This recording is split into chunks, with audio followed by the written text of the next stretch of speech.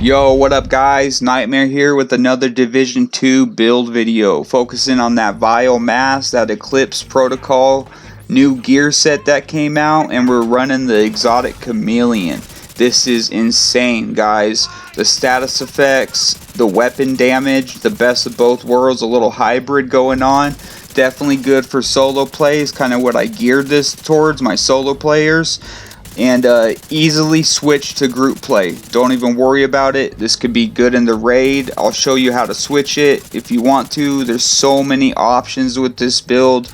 YouTubers have made similar builds on this gear set. Definitely check them out too. There's so many things you can do with this build. But yeah, I'll let you know, mine absolutely destroys the NPCs. So real quick, I'm on the road to 50 subs, guys. Thank you so much for the support. The last videos have done so great. Like, it's amazing. I need 19 sub, guys, in 2.5 months. Please drop that like, hit the sub and notification bell. The raid's coming tomorrow. I'm dropping a ton of content for it. Stay tuned, but let's jump straight into the build. Alright, guys, here we go. Alright, so let's jump into the specialization. I'm choosing Survivalist for 10% protection from elites. The armor kit's alright, it repairs over 5 seconds, but in group play it applies to all group members within 20 meters. That is amazing. Alright, the incendiary grenade is awesome for that burn status effect. And then you get 10% bonus damage to targets with status effects. Group members do. And then while on cover, 10% skill haste. So those are the, good things about this specialization, why I chose to run it. Plus the crossbow does bleed damage and it's amazing. So if you want to run a burn build, definitely use the firewall. You get 20% burn duration. The armor kit is amazing. And allies deal 10% damage to enemies that are within 10 meters of you. You get the, on armor break, apply burn to enemies within 5 meters, which is super helpful when you're in a bad position. The striker shield is really good too. You could run technician for an extra skill tier if you wanted to run like a blue or a red on your build. That's an option. You could also run demolitionist for explosive damage, and I'll go over that in a little bit why you would want that. So here we go. Here's the build, guys. I am running the Chameleon. We got the mod of 15 crit chance, 10 stability, 10% accuracy, and plus 20 rounds. So you get crit hit chance on the gun. You get adaptive instincts. So hitting 30 headshots grants 20% critical hit chance and 50 critical hit damage for 45 seconds. 75 body shots grant 90% weapon damage for 45 seconds. 30 leg shots grants 150% reload speed for 45 seconds. Now, buff refreshes when out of combat. That means if your buff is on and combat ends, it's not going to keep draining. It's going to go back to 100% till the next time you're in combat. So I'm running the Vile Mask, guys, the new exotics. It comes with status and hazard protection, and I put a skill haste mod on there. So the Toxic Delivery, this is the talent. Status effects also apply a damage over time debuff for 10 seconds. Total damage dealt is equal to 50% of your concussion grenade damage and increased by your status effect attributes. Alright, so it's kind of like the Pestilence in a way if you think about it. So go to your concussion grenade. Alright, mine's hitting for 1,400,000. So that's 700,000 damage I will be getting for that, plus all my status effect attributes are going to add to that damage over time debuff. Alright, so my first piece of Eclipse protocol, the chest piece. Let's go over this real quick. 2 pieces give you 15% status effects. 3 pieces, 15% skill haste, 30% hazard protection, and then the 4 piece. Alright, this is where it gets good. Indirect transmission. Your status effects now spread on kill to all enemies within 15 meters and refresh 50% of the duration. But if you run the chest piece like I do, you get that talent to where it changes it from 20 meters instead of 15 and 75% duration. So that is amazing. Alright, so this is my second piece, the holster, skill tier, skill haste, just like also on the chest piece. Status effect, skill tier, roll it, put a skill haste mod on. The backpack. Alright, so this is going to be the third piece, a skill tier, status effect, skill haste mod.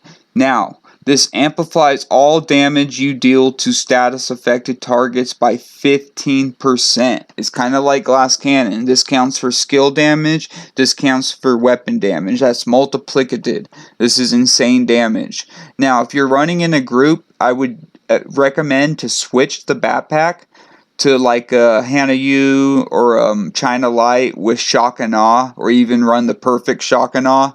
It would be much better for group play. So I'm running Contractor Gloves, guys, with a skill tier that I rolled on it. 8% multiplicated damage to armor and 9% status effects. This is really good to run for the build that I'm running. That's geared towards solo and that, you know, you want to do gun damage. The last piece of Eclipse Protocol is a skill tier and status effect. So definitely put the skill haste mods on everything. That's what you want. And I put status effects on everything except for the holster. I went skill haste. I tried many different ways, and this is definitely the best setup for this build. So I'm running the Stinger Hive, alright? We got 642,000 damage on hit. Bleed damage is 52,000 and bleed duration is 11.5 seconds. So that's 52,000 per tick, alright? That's insane damage on the bleed. We got tier 6, that's 6 extra charges, 120% damage, 30% range, and 420% health. So overcharge, you could run mechanical animal and hit, you know, overcharge or run something with future perfect, but I tried it out and I didn't use overcharge that much. I'm running the blinder firefly.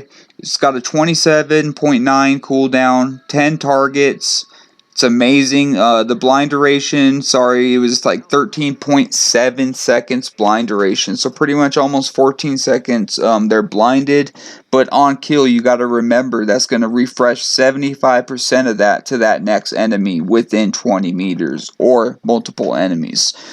Overcharge, you do get a lot more speed and 100% blind effect duration. That's definitely your call if you want to run something with future perfect. Like I said, I tried it and I just noticed I didn't really need overcharge that much. But yeah, I'm running the classic M1A for my secondary with weapon handling, accuracy, and a 5-round mag. And I'm running eyeless, alright? So deal 20% weapon damage to blinded enemies. I got damage to armor. I'd rather have damage to target out of cover. And then just a regular pistol, guys. I'm running the incendiary grenade. And, you know, the crossbow, like I said, it's amazing. Definitely you want to, you know, use that. You're going to be getting a ton of ammo for it. So definitely use it. So that's the build, guys. You know, it's a really good setup. Let's jump into some more gameplay. Alright, here's some more gameplay. This is the start of a heroic mission at Lincoln Memorial. I just want to show you guys, you know, what it's capable of with a pretty nice sized group of enemies. You know, there's quite a few that spawn at the beginning. These dudes can barely get out of their spawn. They're blinded, they're bleeding, they have no clue what's going on. Their whole world's just freaking torn up right now. But yeah, I do apologize about the length of showing the build off. Like I said, there's just so many things you can do with it. It's going to be so viable in the raid. I just wanted to, you know, take the time and explain like what is possible with this build, the different ways to set it up and all that. Because this is going to be, it's going to be such a good, like one person definitely needs to run this in the raid. It's going to help out so much. So these dudes can't get out of their spawn. It's freaking hilarious. Like, this build is amazing. I love hybrids. So I wanted to show this off. There is one thing you're going to struggle with is taking down tanks. You know, like your big heavies, hyenas, and just all the heavies that just have straight health damage. You're going to struggle taking these guys down. Just a heads up. So this is what I do. I, you know, obviously take cover. I take out the ads first. And I just try to get my buffs up on the chameleon, as you can see I have. And I blind them, and then I'll rush them. and just lay into them. I also throw my stinger down if I need to, you know, get that extra damage in, just finish them off. But yeah, going one-on-one with them, you're going to have a hard time, so definitely use your skills to your advantage. So you remember me talking about how you could run a burn build. So this is a clip of me running the Stinger Hive with the incinerator turret, which is amazing, and I would run all the time if the turret worked all the time.